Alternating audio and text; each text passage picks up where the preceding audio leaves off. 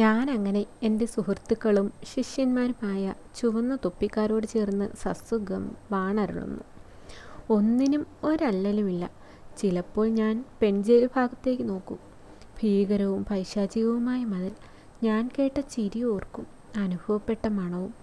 ഞാൻ ആ പൂന്തോട്ടത്തിൻ്റെ അടുത്തുള്ള പ്ലാവിൽ വലിഞ്ഞു തൂങ്ങി കയറും. നേതാക്കന്മാരും മറ്റും ഊണ് കഴിഞ്ഞ് ഉച്ചയ്ക്കൊന്ന് മയങ്ങുന്ന സമയത്താണ്. പ്ലാവിൻ്റെ ഉച്ചിയിൽ ഞാൻ കയറി നിൽക്കും. സ്വതന്ത്ര ലോകത്ത്. അല്ലെങ്കിൽ എന്ത് സ്വതന്ത്ര ലോകം? ഭൂഗോളം തന്നെ ഒരു വലിയ ജയിലാണല്ലോ.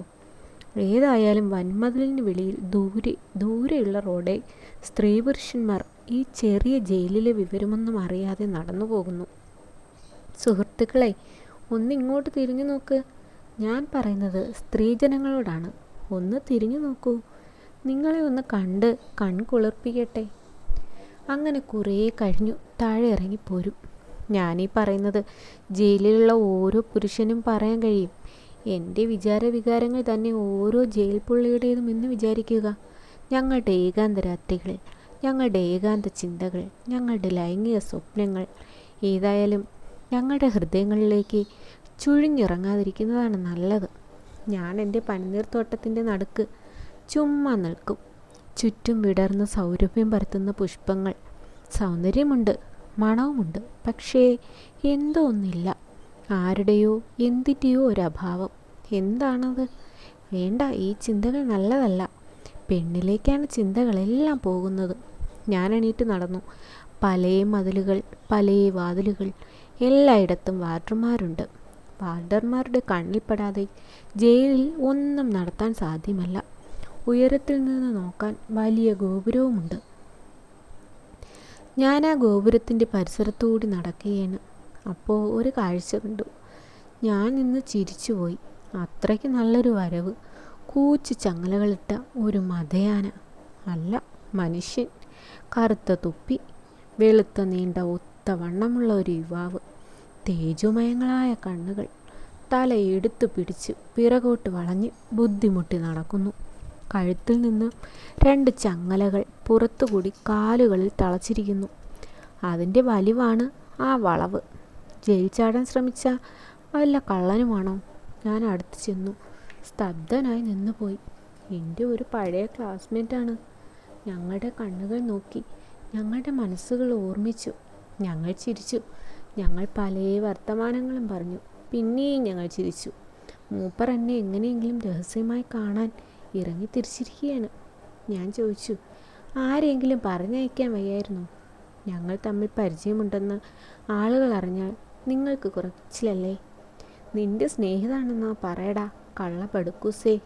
ഞാൻ പുല്ലേ. ഞാൻ കെട്ടിപ്പിടിച്ച് കവിളിലൊരു ചുംബനം വെച്ചു കൊടുത്തു.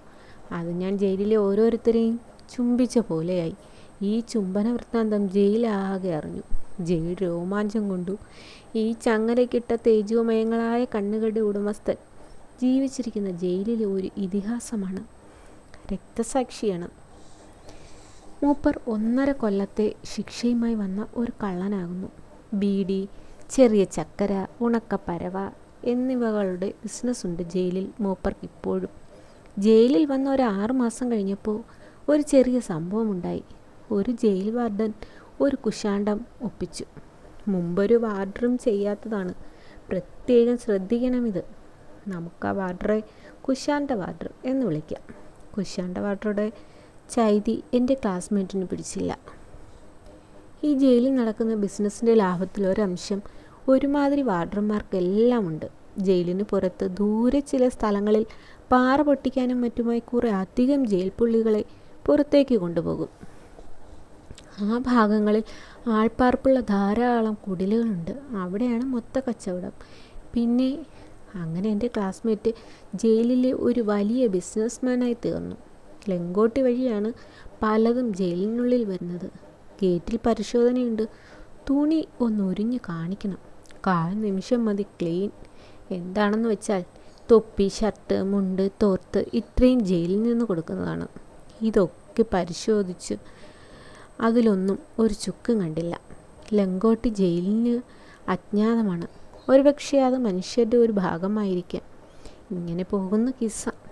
അതിലൊന്നും കാര്യമായി ശ്രദ്ധിക്കണമെന്നില്ല. ഞാൻ പറഞ്ഞു വരുന്നത് വേറെയാണ്.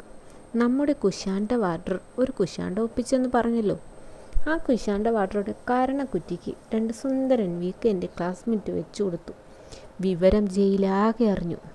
ആൺജയിൽ തന്നെയല്ല പെൺജയിലും. രണ്ടിനും രോമാഞ്ചമുണ്ടായി.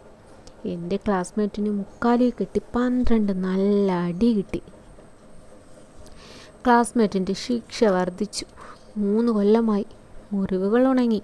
എൻ്റെ ക്ലാസ്മേറ്റ് ശരിക്ക് നടന്നു തുടങ്ങി. വെളിയിൽ കല്ല് പൊട്ടിക്കാൻ പോകണമല്ലോ. പക്ഷേ കുശാണ്ട വാർഡർ അതിനെതിരെ. നിങ്ങൾക്കെന്നെ അറിഞ്ഞുകൂടാ, എൻ്റെ നാടും അറിഞ്ഞുകൂടാ, എന്നാ പിടിച്ചോ എന്നുള്ള ഉശിരൻ മുഖപ്രസംഗത്തോടെ എൻ്റെ ക്ലാസ്മേറ്റ് വെച്ചു കൊടുത്തു കുശാണ്ട വാർഡറുടെ ചങ്കിന് 2 കുത്ത്. മേമ്പൊടി എന്ന വണ്ണം നാഭിക്കൊരു പരമരസികൻ തൊഴിയും. ഇതിൽ കാര്യമായ തെറ്റൊന്നുമില്ല. ജയിലിന് വെളിയിലായാലും കുശാണ്ട വാർഡർ ജയിലിൽ ചെയ്ത ചെയ്തി കേട്ടാൽ അയാളെ ആരും ഓടിച്ചിട്ടടിക്കും. അത്രയ്ക്ക് സംസ്കാരശൂന്യമായ പണിയാണ് അയാൾ ചെയ്തത്.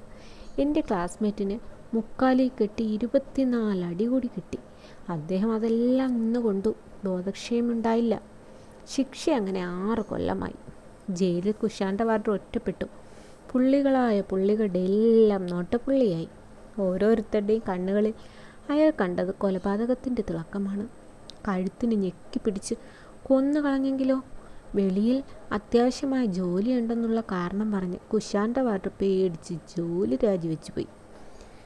ജനങ്ങൾ ഒറ്റക്കെട്ടായി നിൽക്കണം എന്നൊക്കെ പറയാറുണ്ടല്ലോ. ജയിലിൽ ഒറ്റക്കെട്ടായി തന്നെ നിന്നു. കല്ല് പൊട്ടിക്കാൻ വെളിയിൽ പോയില്ലെങ്കിലും ജയിലിൽ കച്ചവടം എല്ലാം നടത്തുന്നത് എൻ്റെ ക്ലാസ്മേറ്റാണ്. ഈ വിധമെല്ലാം പരമസൗഖ്യത്തിൽ ഞാൻ ജീവിക്കുന്നു. അത്യാവശ്യ സാധനങ്ങളെല്ലാം എൻ്റെ കൂട്ടിലുണ്ട്. ഇത് ഒട്ടുമിക്ക ആളുകൾക്കും അറിയാം. പലപ്പോഴും ഒരു അസിസ്റ്റൻറ്റ് ജയിലർ എൻ്റെ ലോക്കപ്പിൽ വരും. ഹാറ്റും കാക്കി ഷർട്ടും കാക്കി പാൻറ്റും ഷൂസും ധരിച്ച വിനോദപ്രിയനായ ഒരു വെളുത്ത ചെറുപ്പക്കാരൻ. അദ്ദേഹത്തെ അനിയൻ ജയിലർ എന്നാണ് പുള്ളികൾ വിളിക്കുന്നത്. അദ്ദേഹം എൻ്റെ അടുത്ത് വരുന്നത് ലോക്കപ്പ് പരിശോധിക്കാനല്ല, ചുമ്മാ വർത്തമാനം പറയാനാണ്. അദ്ദേഹത്തിന് ചെറിയൊരു അൾസേഷ്യൻ നായയുണ്ട്. ജോക്കർ എന്നാണ് അവൻ്റെ പേര്.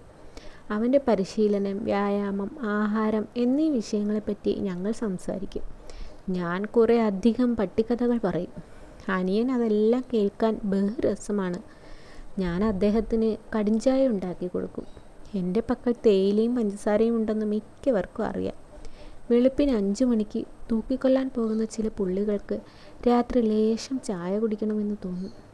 വാർഡർ എന്നെ വിളിച്ചെണീപ്പിച്ച് വിവരം പറയും. ഞാൻ കടിഞ്ചായ ഉണ്ടാക്കി കൊടുത്തയക്കും. 1-2 ബീഡിയും തീപ്പെട്ടിയും. ധൈര്യമായിരിക്കാൻ പറഞ്ഞയക്കും. മരണത്തെ 2 വിധത്തിൽ നേരിടാമെന്ന് പറഞ്ഞയക്കും. കരഞ്ഞുകൊണ്ട്, ചിരിച്ചുകൊണ്ട്. എങ്ങനെയായാലും മരിക്കും. ആയതിനാൽ ചിരിച്ചുകൊണ്ട് തന്നെ മരണത്തെ നേരിടുക. മംഗളം.